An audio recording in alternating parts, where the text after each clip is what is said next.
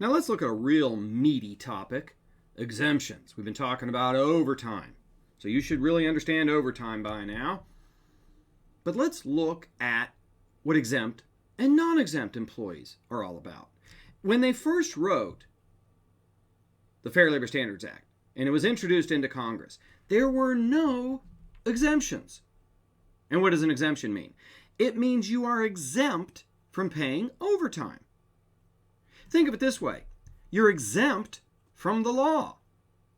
The law does not apply to you. So guess what? You can break the law. Now, this would be really cool, wouldn't it? I mean, let's say that you had a little ticket or a little card in your wallet that you could speed. And you could speed all you wanted. Well, then when the highway patrol or some cop pulls you over, you would show them the card and they would say, oh, okay, well, you're exempt from the law and you can speed. Well, that doesn't really exist, but it's kind of nice to think about. That's what we've got for the Fair Labor Standards Act. Originally, there were no exemptions. Everybody was going to get paid overtime. Everybody was going to get time and a half. And business screamed bloody murder. They said, look, we've got doctors, lawyers, we've got accountants, these people that make a lot of money, and you're going to pay these people overtime? We can't do that. So Congress came back and they said, all right, we will give you some exemptions. You have to earn these exemptions. But if you do earn this exemption, then you are exempt from overtime. It doesn't apply to you. The presumption under the law is that everybody is non-exempt. Wage and hour presumes that everybody is non-exempt. And if you want to have an exemption, it's on the employer's shoulders to prove that. Now, to show that you are exempt from overtime, there are basically 3 tests that you're going to have to pass. And these are like running the hurdles. You got to clear all 3 hurdles. If you trip on one, you're done.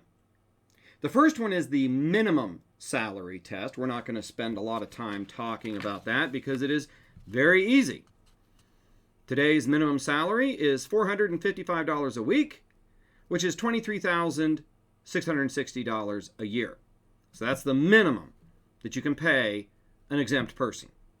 Non-exempt people have an hourly minimum wage. Exempt people have this salaried minimum wage.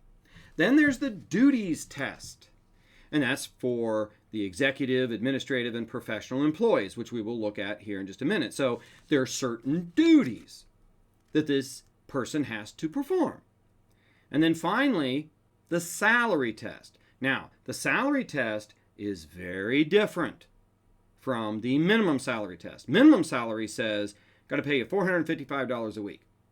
The salary test, which we will look at in great detail, basically says you aren't paying an exempt person for the hours that they work.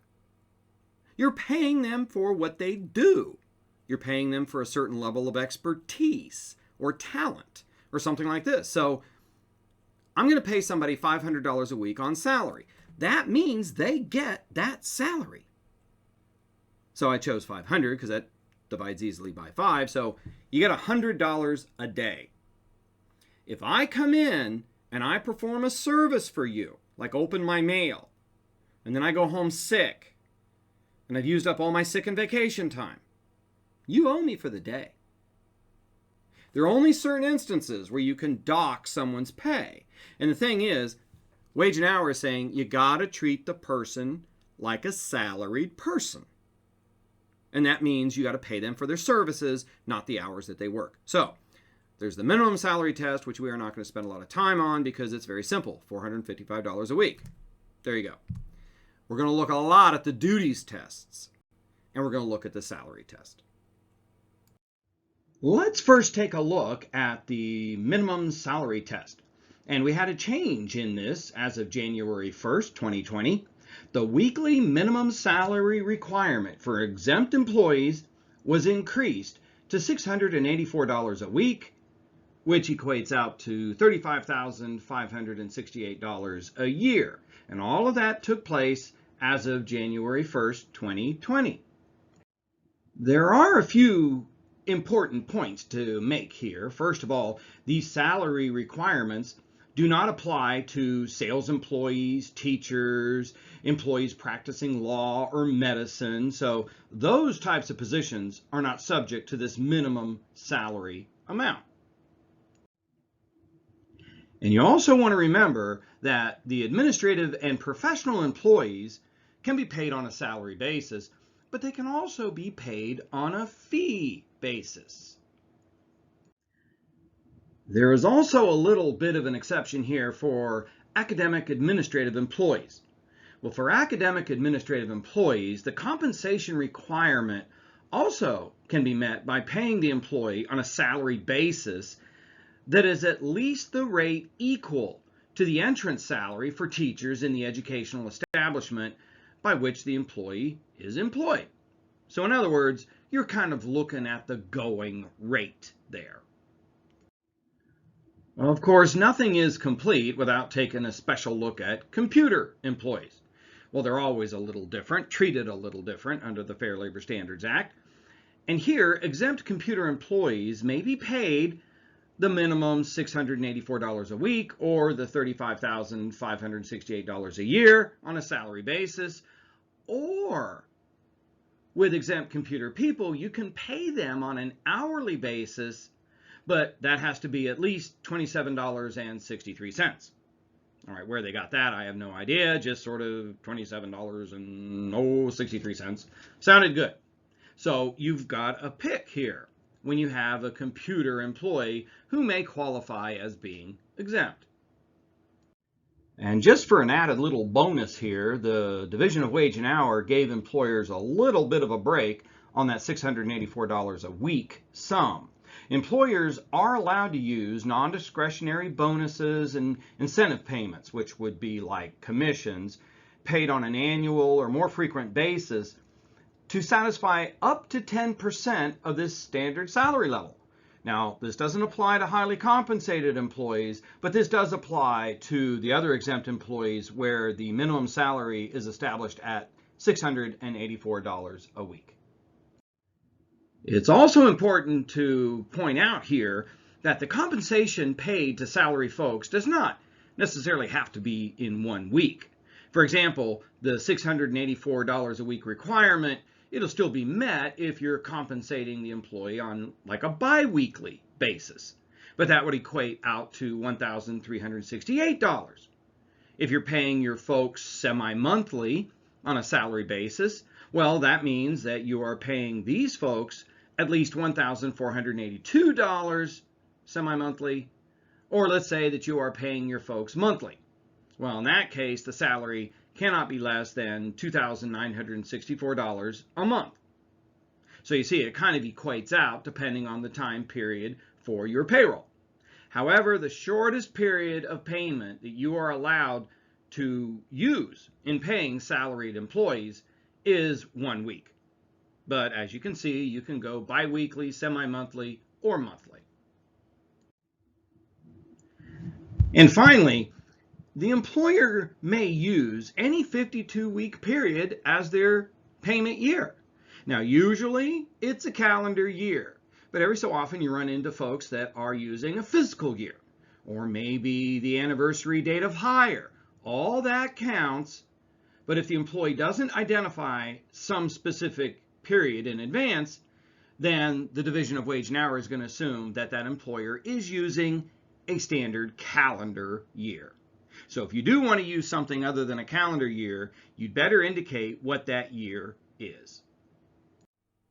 Now, once you have examined those various areas and you've decided, yes, this person is exempt, I'm going to classify this person as exempt.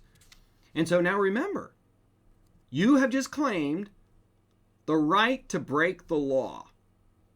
Now, this is something that is very opposite in employment law. It's very different from the rest of employment law.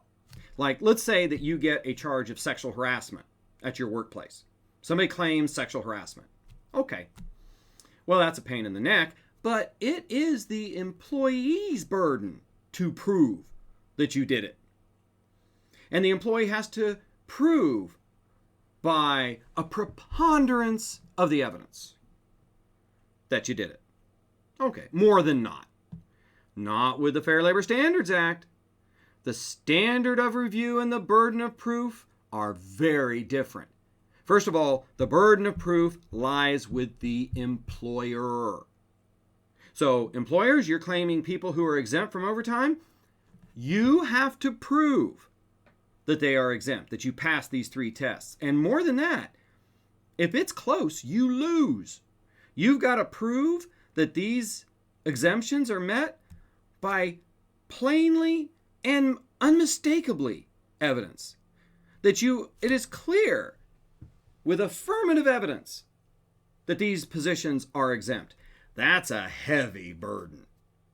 Compare that to harassment. The employee has to prove you did it, and they have to prove by a preponderance, like 51%. Not here for you. You got the burden of proof, and you got to prove by clear and convincing evidence. So in other words, I'll hear this from employers all the time. Well, we think it's close. Well, guess what? If it's close, you lose. So these are not easy tests to make. And just a word of warning, your job descriptions have got to be up to date to reflect what is really happening in those jobs. And as you look at the duties tests and things like this, as you lay off people or hire people and you move duties around and you quote, quote, reorganize, you need to take a look at what people are really doing, because that is one of the biggest reasons where somebody loses their exemption. You've moved a lot of duties away from them. Well, they may have been exempt last year, but they're not exempt this year. Oh, and by the way, for all you micromanagers out there that won't let anybody make any decisions and you control everything, you are invalidating their exempt status. People have to make decisions, as you will see.